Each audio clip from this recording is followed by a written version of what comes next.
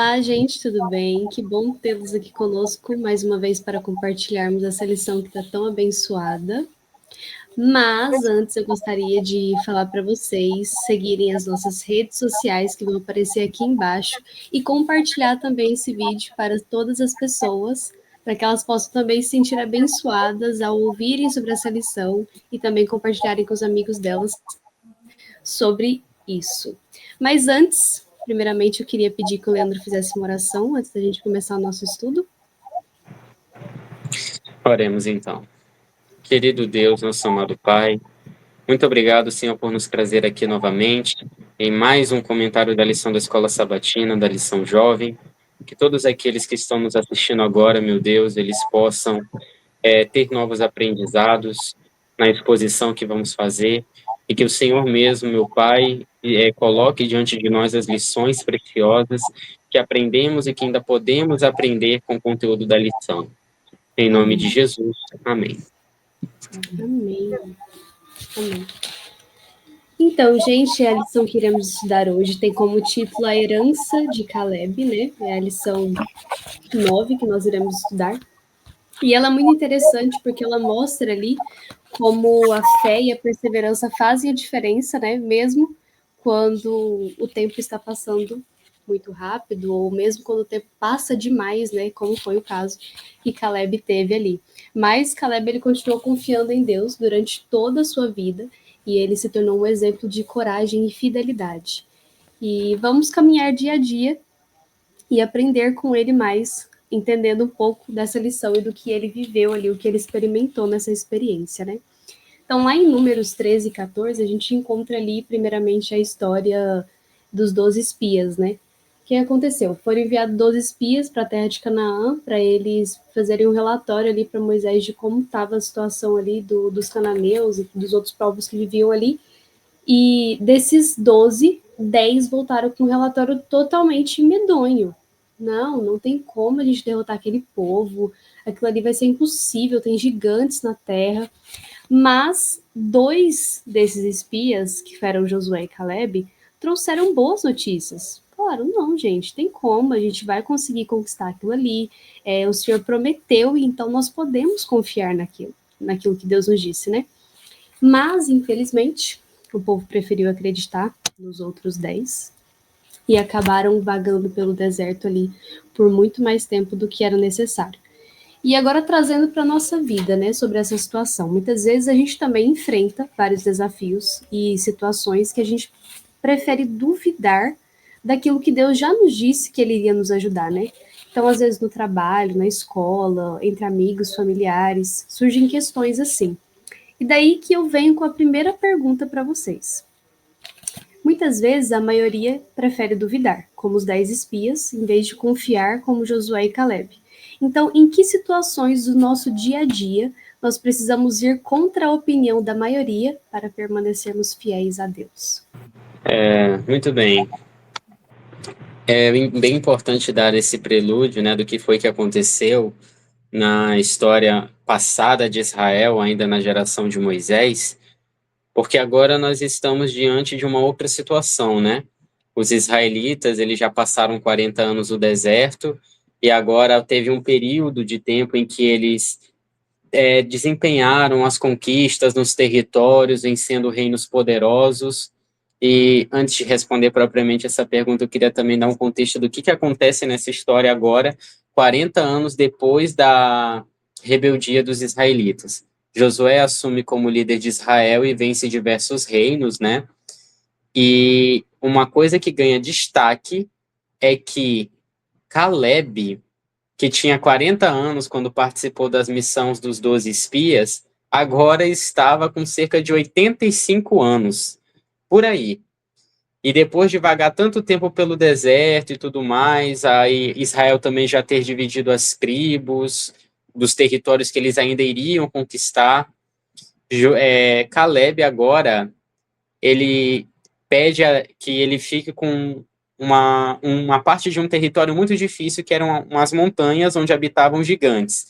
Um homem ali no auge dos seus 80 anos, pedindo para batalhar como se com a mesma ousadia de quando ele era mais jovem, certo? Ele tinha ali uma certeza de que Deus entregaria os guerreiros mais temidos de Canaã nas mãos de Israel. E o interessante é que a sua visão ali não se limitava aos obstáculos visíveis, mas ao que Deus havia prometido. E, infelizmente, esse não era o histórico de Israel.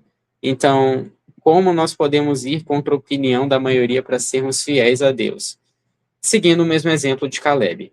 Enquanto os 12 espias naquela época olharam para as circunstâncias que estavam diante deles, eles encontravam motivos para desanimar. Porque ao ver que a situação fugia do seu controle e eles confiavam demais em sua própria força e viram que se estava além das suas capacidades, eles pensaram, realmente, não podemos subir contra aquele povo, porque são mais fortes do que nós. E você citou muito bem a questão do nosso trabalho na escola, sempre a gente tem aquela questão de ficar nos comparando com pessoas, ficar nos colocando dependentes, completamente dependentes das circunstâncias e sempre limitando o agir de Deus nas nossas vidas, né? Mas, em vez de olhar para essas circunstâncias, nós deveríamos, assim como Caleb, manter firmes a nossa confiança em Deus. Porque Caleb, ele pôde muito bem olhar para os eventos do passado e perceber como a mão de Deus os tinha guiado até ali, né? E veja só, lá em Josué, no capítulo 14, verso 10, vai dizer o seguinte aqui. É uma fala de Caleb, né? Pois bem, o Senhor me manteve vivo como prometeu. E foi há 45 anos desde que ele disse isso a Moisés, quando Israel caminhava pelo deserto. Por isso, aqui estou hoje, com 85 anos de idade. Ainda estou tão forte como no dia em que Moisés me enviou, e tenho agora tanto vigor para ir à guerra como tinha naquela época. Dê-me, pois, a região montanhosa que naquela ocasião o Senhor me prometeu. Ele colocou ali a sua confiança não na sua força, por mais que ele dissesse, eu tenho o mesmo vigor de quando eu tinha meus 40 e poucos anos lá atrás. Aquilo ali era uma maneira dele dizer que a fé que ele manifestava naquele tempo, aquela certeza de que Deus cumpriria a sua promessa, ele também mantinha naquele tempo. E a sua força, o seu vigor, vinha na confiança em uma promessa que Deus havia feito e que certamente ele cumpriria. E ele aponta para os milagres que já ocorreram até aquele momento, pois ele disse: o Senhor me manteve vivo como prometeu há 40 anos atrás. Pois agora eu quero a parte da herança que me cabe, porque o Senhor me prometeu isso. E veja só, né? Essa ousadia dele nos mostra que muito mais vale confiar nas promessas de Deus, que é muito mais poderoso para remover qualquer obstáculo, por mais gigante que pareça esse obstáculo, esse problema, né? Amém. O Leandro falando disso, ele reclamou as promessas de Deus para a vida dele, que fez com que ele recebesse essas promessas. Então, aquilo que a gente perde muito tempo estressado faz com que a gente mostre que a gente tem pouca fé em Deus. Então, a confiança em Deus deve ser exercida nos momentos difíceis, quando vêm as turbulências. E através delas, elas nos ensinam, ela é a nossa escola, para que a gente possa aprender quando as provas maiores vierem. E nós vivemos num mundo onde as pessoas, a maioria, pensa de um jeito e a minoria pensa de outro. E como o tema do congresso desse ano é remanescente, eu achei muito interessante porque o remanescente é o que resta, é o que sobra. E você sempre vê na Bíblia que a maioria sempre está errado. Então o pessoal estava com a ideia, né? Não tem como. Olha o tamanho daquelas pessoal que tá lá, grandão, e nós é tão pequenininho. Então o que aconteceu? Eles perderam a fé em Deus. Mas havia uma minoria, o remanescente. E Deus nos chama também para ser remanescente hoje. Por quê? Porque Ele quer ver você salvo. E isso tem a ver com eu confiar completamente em Deus. Ele que nos dá força. E como a gente vai exercer a confiança em Deus? Ouvindo a voz alegre dele, que é a Bíblia. Não sei, ficou meio estourado um pouco, mas é a Bíblia, é a luz maior, né? Então, a gente só pode exercer a nossa confiança em Deus cada vez mais ouvindo a palavra dele. Esse é o som alegre que ele tem nos dado. Que a gente possa tirar qualquer dúvida, porque na presença de Deus todas as dúvidas se dissipam. Esses dias eu estava ouvindo uma frase e dizia assim: eu sempre fico buscando algo, sabe, respostas para minhas perguntas. Mas na presença de Deus, todas as dúvidas se dissipam, porque Ele é a resposta. É nele que a gente é completo. Então, confiar em Deus é algo meio difícil, porque a gente não vê Deus. A gente não vê Ele pessoalmente. Mas a gente tem que lembrar das promessas de Deus. O que Ele fez no passado, porque Ele é o mesmo ontem, hoje e para sempre. Então, se a gente quer ser fiel a Deus, a gente tem que amar Ele. E como a gente pode amar Ele? Obedecendo o que Ele pede. E assim a gente vai manifestar uma fé genuína, que também tem a ver com a confiança em Deus. Amém, amém.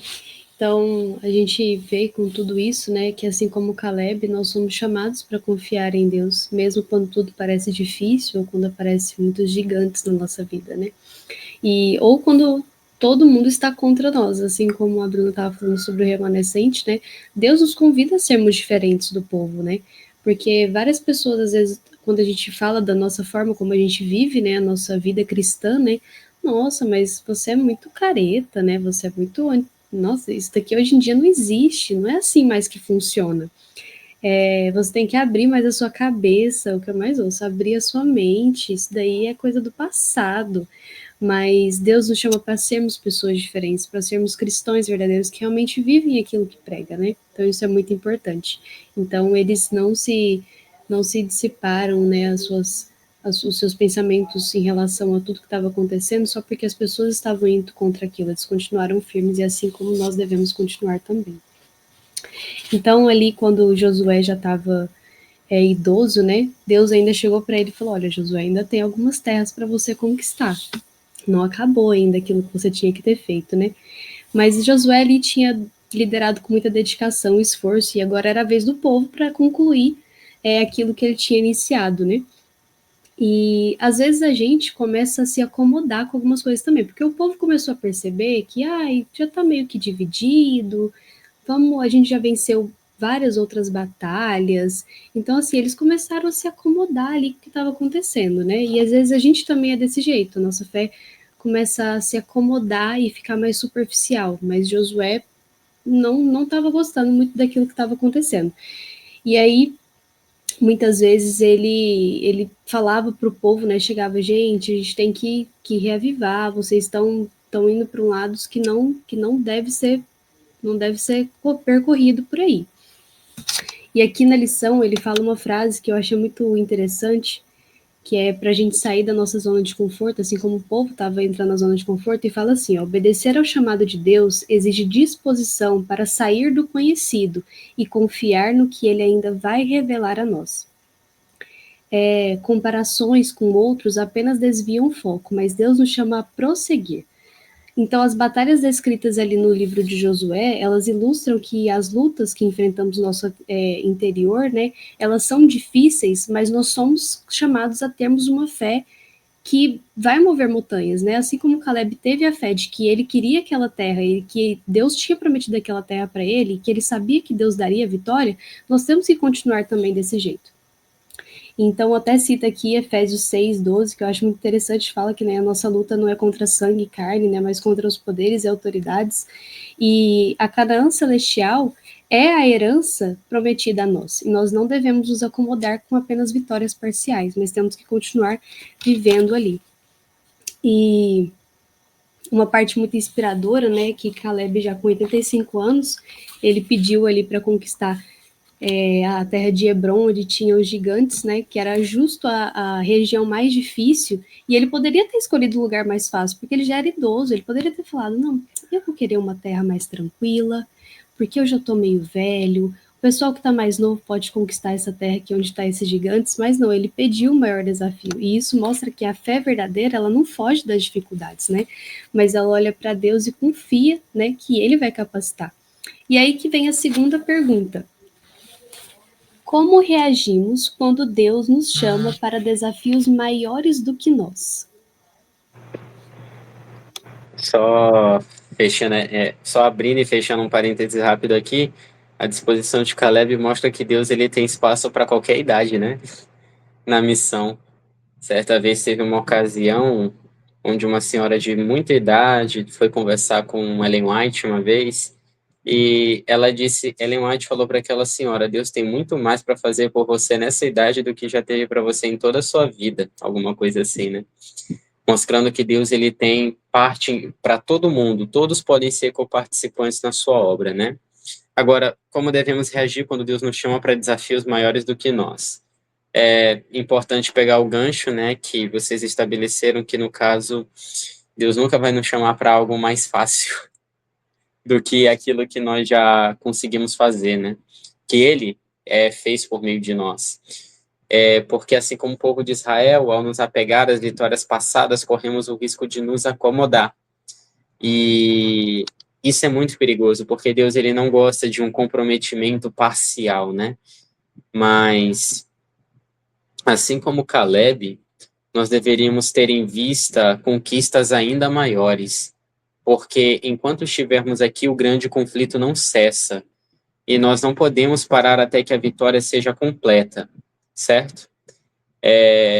Veja só, Caleb aqui, quando ele pede para conquistar a montanha de Hebron, ele não pede algo mais fácil, ele pede algo mais difícil. Só que o que iria garantir aquela vitória para ele não era um orgulho, como muita gente pensa. Nossa, ele estava bem confiante, bem convencido.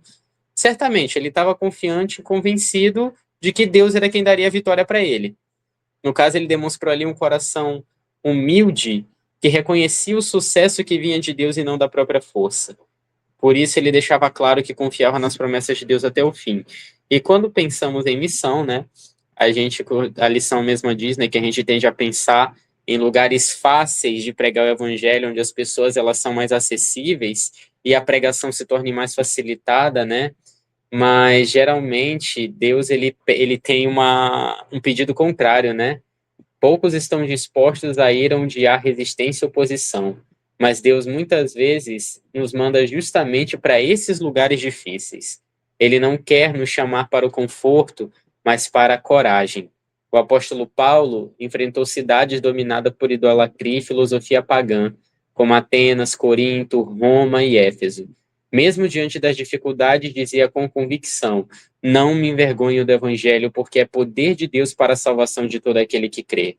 Ele sabia que o impacto do evangelho não dependia de um ambiente favorável, mas do poder de Deus agindo por meio da obediência. Embora não visse grande multidão se convertendo de imediato, enfrentasse perseguições e expulsões, sua fidelidade lançou os alicerces de uma transformação que atravessou os séculos. Como nós reagimos quando Deus nos chama para desafios maiores do que nós? Muitas vezes a gente age ou com comodismo ou com covardia também, né? Como os espias lá atrás agiram com medo. Mas agindo na confiança de Deus, a gente faz aquilo que deve ser feito por amor a Ele, sem se preocupar com os resultados, porque disso quem cuida é Deus. Não estou dizendo que nós não vamos nos preocupar em dar o nosso melhor. É claro que temos que nos preocupar em dar o nosso melhor. Afinal de contas, Caleb ele não ia até lá naquela montanha para dizer: ó, senhor gigante, por favor, me deixa ficar com uma parte dessa terra e tal. Não, ele ia até lá para fazer uma varredura completa.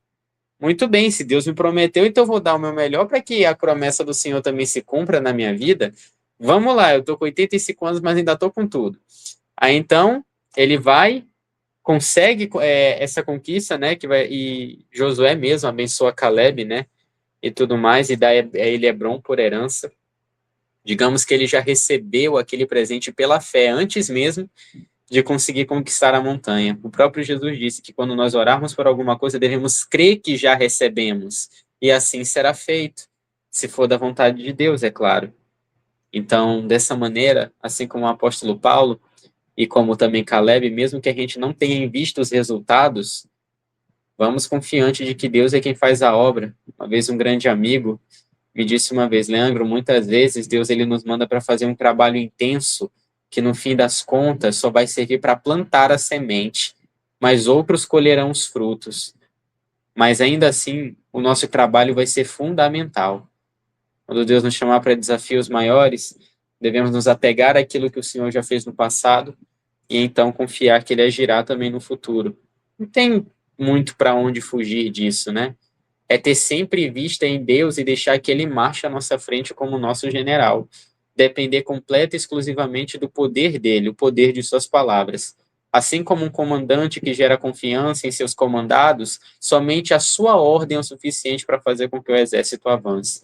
Os soldados, por exemplo, de Alexandre o Grande, seriam capazes de marchar e se atirar no mar em certa ocasião, se Alexandre assim ordenasse.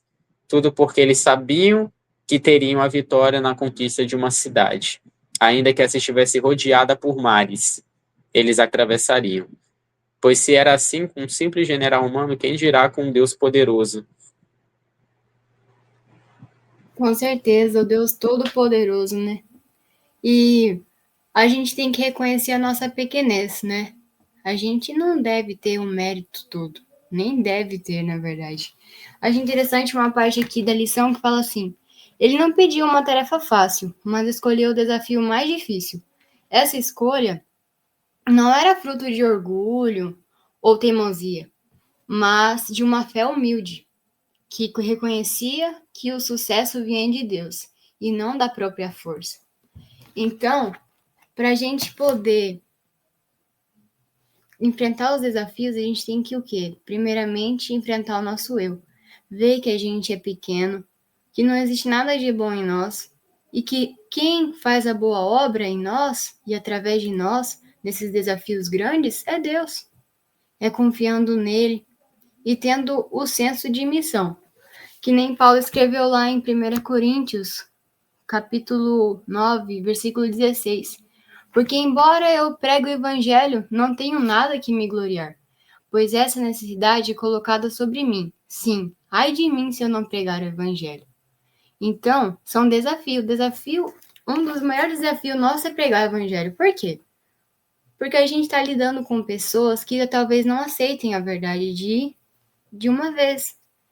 Mas a semente precisa ser plantada para que assim possa germinar. Às vezes a gente quer tudo para uma hora, mas se a gente perseverar em oração, pode demorar 1 ano, muitos anos, mas a palavra de Deus nunca volta vazia. Então a gente tem que enfrentar esses desafios como uma bênção e como preparação para Canaã celestial, assim como esses desafios que foram para Josué e Caleb. Imagine, foram grandes desafios para eles, mas que possibilitaram eles mais confiantes em Deus para poderem entrar na Canaã terrestre. E quanto mais nós que estamos à beira da Canaã celestial, né? Que é muito 1000 vezes melhor que a Canaã terrestre que teve anos passados, né? Na atividade. Então, se a gente quer vencer os desafios, a gente precisa da mão auxiliadora de Deus e constantemente comunhão com Ele. Não só da boca para fora, mas todo momento em oração, acordar cedo para falar com Ele. É isso que vai nos fortalecendo para enfrentar os desafios. Essa comunhão que nos faz vitoriosos. Amém, Bruna. Amém. É a verdade, é igual vocês falaram, né? Muitas vezes a gente sente medo, né? Diante de todas essas lutas e esses problemas. Mas se olharmos para Deus ao invés de olharmos para os obstáculos, né? Para esses gigantes, a gente vai perceber que Ele nos fortalece. E assim como Caleb, a gente pode pedir coragem para enfrentar essas situações difíceis e saber que nós não estamos sozinhos. E é com isso também que eu puxo, então, a dica de UIC do dia.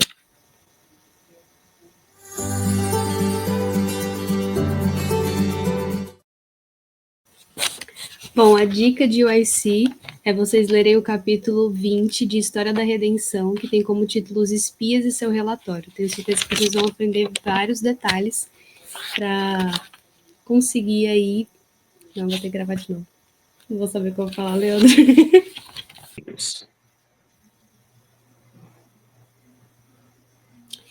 E a dica de UIC do dia é ler o capítulo 20 de História da Redenção, que tem como título Os Espias e seu relatório. E nesse capítulo você vai entender com mais detalhes como Caleb lidou com toda aquela situação ali e podemos aprender como ele conseguiu passar pelas essas lutas diárias com Cristo.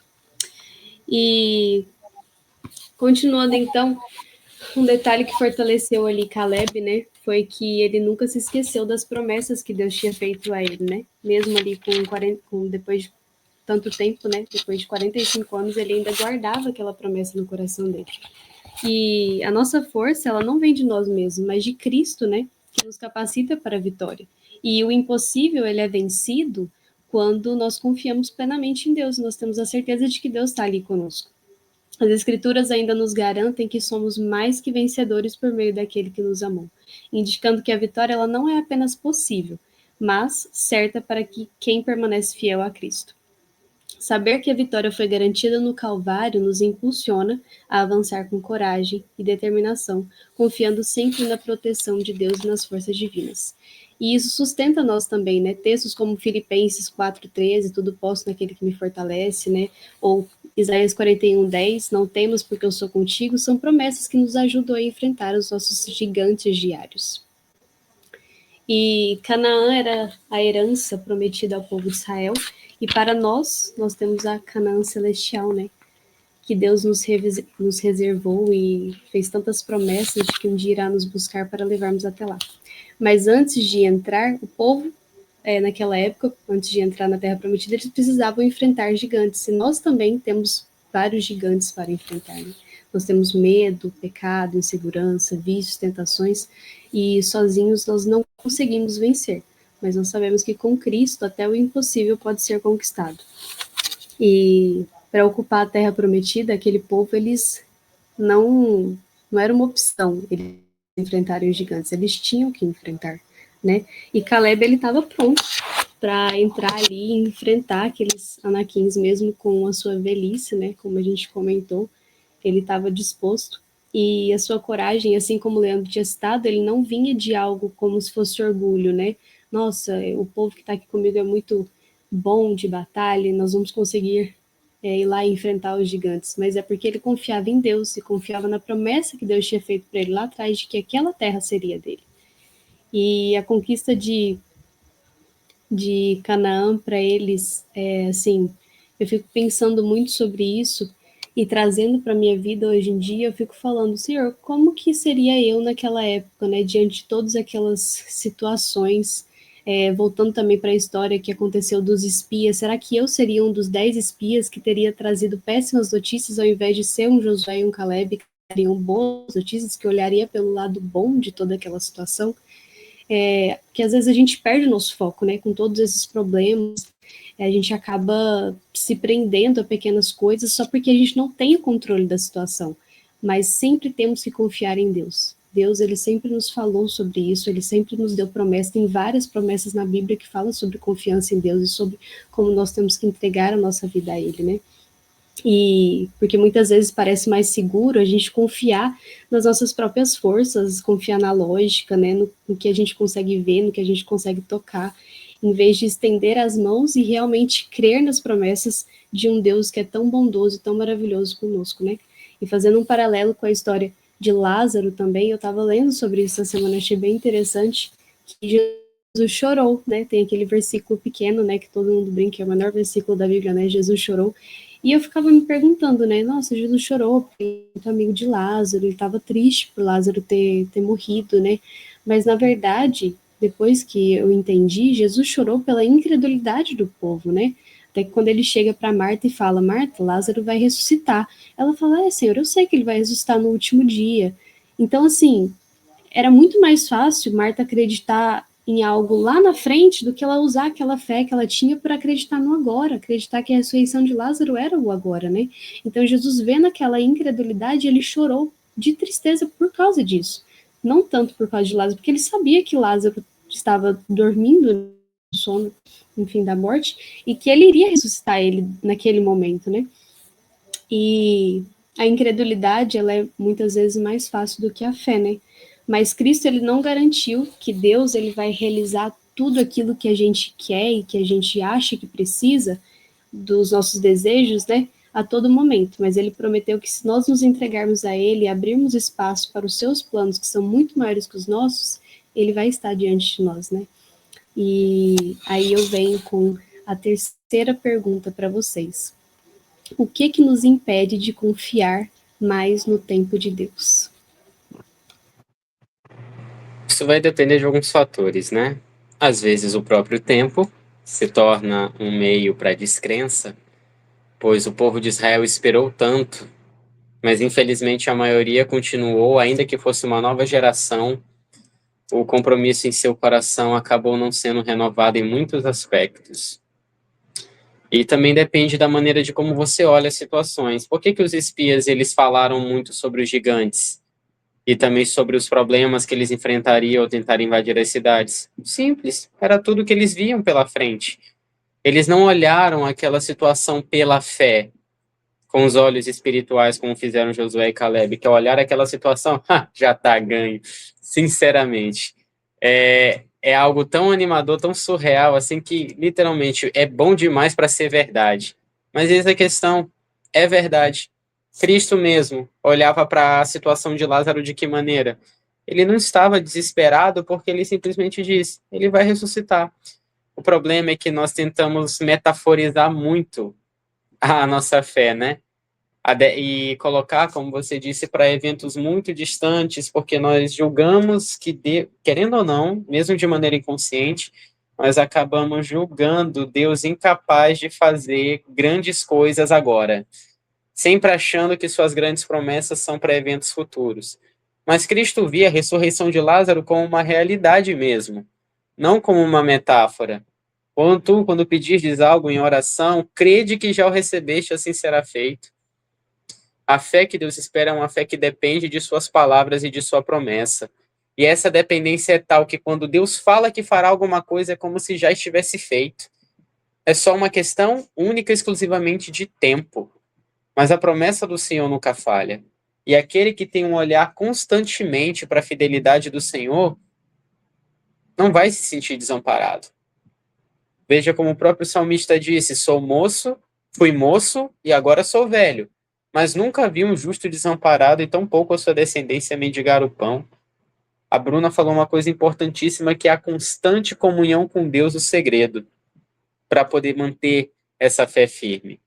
Porque se você não alimenta uma planta com água que lhe dá vida e se torna vida para a planta todos os dias, ela seca e morre, não importa se você alimentou ontem. É importante lembrar das vitórias do passado, mas não são elas que, por si mesmas, vão garantir a sua vitória no futuro. Não são as lembranças, mas é o Deus que construiu aquelas lembranças, que é o mesmo ontem e hoje o será para sempre. Assim como na planta, nós precisamos alimentar a nossa comunhão com Deus dia a dia, tendo Cristo por água da vida, para que a sua vida se torne a nossa vida e assim sejamos fortalecidos. O olhar para Cristo constantemente nos garante a certeza da vitória em todos os aspectos. Não permitamos que o tempo, ou as circunstâncias, ou o simples olhar para as dificuldades minem nossa fé. Um outro amigo também me disse uma vez: meu amigo, se a gente olhasse muito mais para as soluções dos problemas que sempre existem, nós seríamos pessoas muito mais felizes.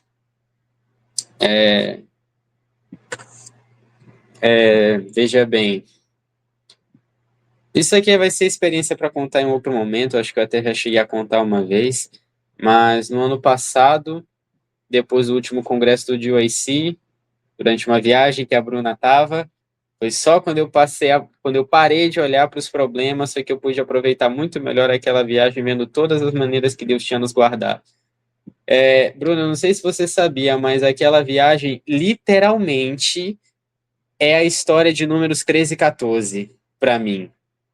Porque, veja só, nós estávamos indo em uma viagem longa para atravessar de um estado para outro, certo? Tínhamos que atravessar também uma pontezinha com água embaixo, um rio, não sei. E o Muito problema é grande, que... inclusive. Hã? O quê? Muito grande, inclusive, o rio. Exatamente, muito grande. E o que acontece é que chegou um momento que a gente acabou parando no meio do caminho, no fim do caminho, na verdade, quando o carro pifou e tal. E eu já dizendo, meu Deus, não era o que eu imaginava estar fazendo uma segunda-feira à noite. Eu quero voltar. Eu quero voltar para onde eu estava. Veja só o pensamento, né? Mas depois que o Gustavo ele falou comigo e tudo mais, dizendo que aquilo sempre acontecia, ele tinha uma visão muito otimista da situação, olhando todo mundo ali calmo, rindo, contando história. Peraí, eu sou o único que está desesperado aqui? Veja só, né? E só depois que eu decidi confiar em Deus, ainda que a gente tivesse que esperar um pouco, o transporte veio e nós conseguimos avançar e atravessar. E ainda enfrentamos outros obstáculos no caminho, algumas muralhas em forma de blitz, algumas outras paradas no caminho, mas Deus nos fez chegar ao nosso destino final. Nós dormimos mais de meia-noite, e eu não sei você, Bruna, mas eu não acordei cansado na manhã seguinte. E me deparei com aquele texto de Filipenses que dizia: aprendi a me contentar, aprendi o segredo de viver contente em toda situação, porque tudo posso naquele que me fortalece. Amém. Eu acho muito interessante também. Que bom que você lembrou disso daí. Olha que eu tava bem tranquila nessa viagem. Mas cada um sofre de alguma maneira, né? Porque a gente acha que não, tem que ser tudo no meu tempo. Ainda mais no mundo que a gente vive, né? Onde a gente tá bombardeado de coisa muito rápida. E quando enrola um pouquinho, a gente até fica meio estressado. Ou mexer no telefone, fazer algum trabalho.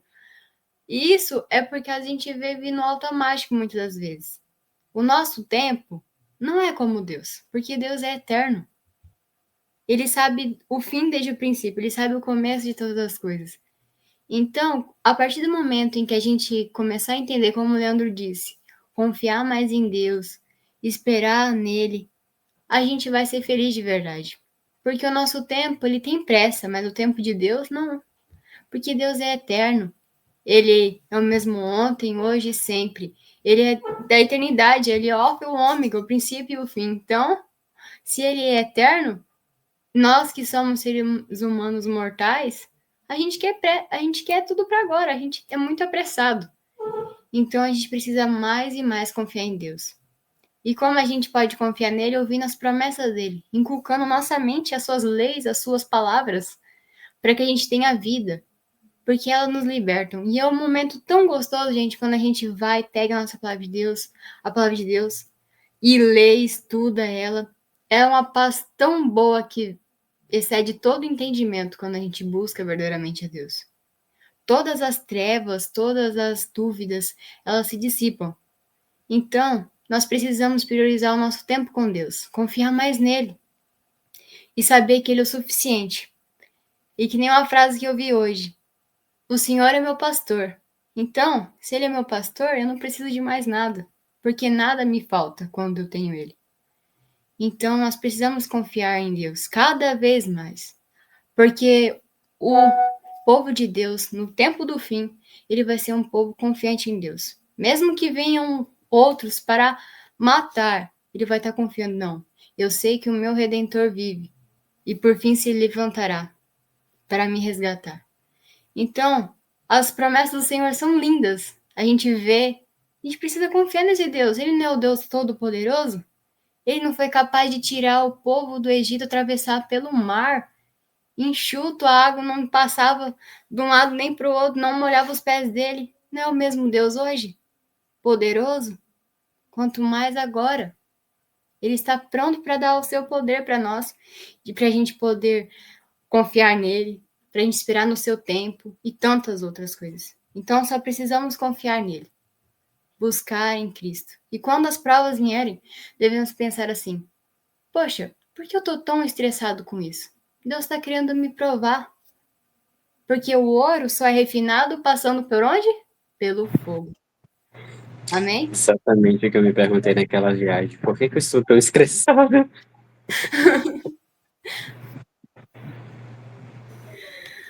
Amém, amém, Bruna. Gente, por fim a gente vê ali, né, que Caleb esperou 45 anos sem reclamar do tempo, né? Até receber a sua herança, e isso mostra que ele tinha uma fé muito perseverante, né? Que ele entendia que o tempo era de Deus, né? E ele é um exemplo de alguém que confiou não só no poder de Deus, mas também naquele tempo que Deus precisava para moldar ele de alguma forma, mudar o povo. Eu não sei o porquê que Deus esperou tanto tempo, mas Deus sabe de todas as coisas. Então, muitas vezes é a nossa impaciência, né, ou a pressão da sociedade, que é tudo muito rápido, né, assim como a Bruna estava citando, e o nosso desejo de controlar as coisas também, né, Mas Caleb, ele nos lembra que esperar no tempo de Deus vale a pena, porque ele sempre cumpre o que ele promete. Então eu queria, com a história de Caleb, deixar 3 grandes lições. Que, mesmo contra a maioria, nós precisamos permanecer fiéis a Deus. Nós não devemos fugir dos desafios, mas enfrentá-los confiando no Senhor. E precisamos aprender a esperar o tempo dele, porque ele nunca falha. Então, que nós possamos, assim como Caleb, manter firme nossa fé e até recebermos a herança prometida, né? Que é a vida eterna em Cristo Jesus. Vamos então fazer uma oração? Oremos então.